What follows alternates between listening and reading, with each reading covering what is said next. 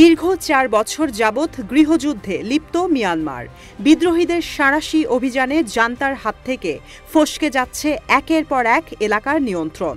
বিবিসির তথ্য বলছে, দেশটির মাত্র ২১% এলাকার নিয়ন্ত্রণে রয়েছে সামরিক বাহিনী।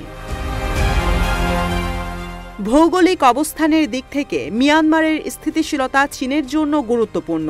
তবে জান্তা ও বিদ্রোহী উভয় পক্ষকে সমর্থনের মাধ্যমে পরিস্থিতি ঘোলাটে করছে বেইজিং। একই সঙ্গে সুবিধা নেওয়া হচ্ছে অস্থিতিশীলতার।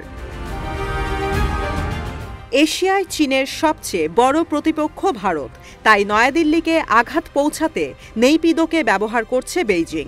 সেভেন সিস্টার্সে সংঘাত তৈরির মাধ্যমে ভারত বিচ্ছিন্নের পরিকল্পনা বাস্তবায়নের অভিযোগ চীনের বিরুদ্ধে।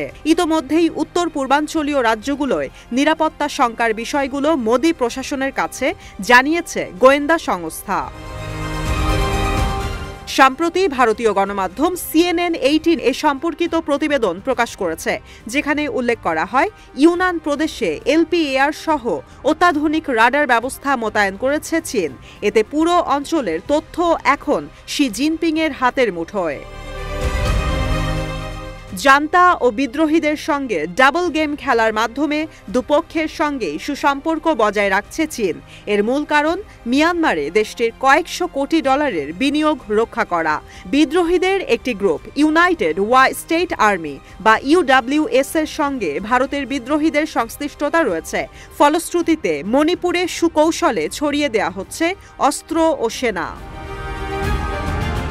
মিয়ানমারে ভারতের কার্যক্রম শুধুমাত্র অর্থনৈতিক উন্নয়নের জন্য নয়, বরং এর সঙ্গে জড়িয়ে আছে ভারতের সুরক্ষা ব্যবস্থায় ফাটল ধরানোর গভীর ষড়যন্ত্র। এমনটাই দাবি IB ও NIA সহ শীর্ষ গোয়েন্দা সংস্থাগুলোর।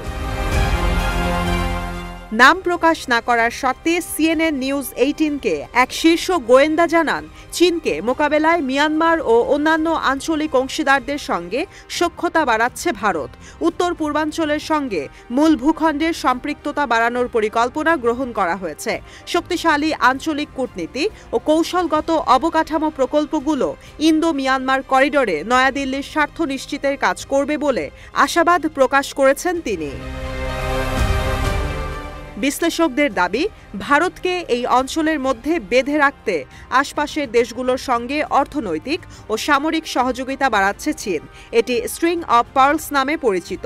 এর মাধ্যমে মালাক্কা প্রণালীকে বাদ দিয়েই বিকল্প রুট দিয়ে ভারত মহাসাগরে প্রবেশ করতে পারবে জিনপিংয়ের সেনারা। পরিকল্পনায় বাস্তবায়নের ক্ষেত্রে মিয়ানমারকে চীনের হাতে রাখা ছাড়া অন্য কোনো উপায় নেই। নেইপিদোয় বেইজিংয়ের প্রভাব একদিকে যেমন স্ট্রিং অব পার্লস তৈরি করবে, অন্যদিকে অস্থিতিশীলতা তৈরির মাধ্যমে ভারতকে করে তুলবে দুর্বল।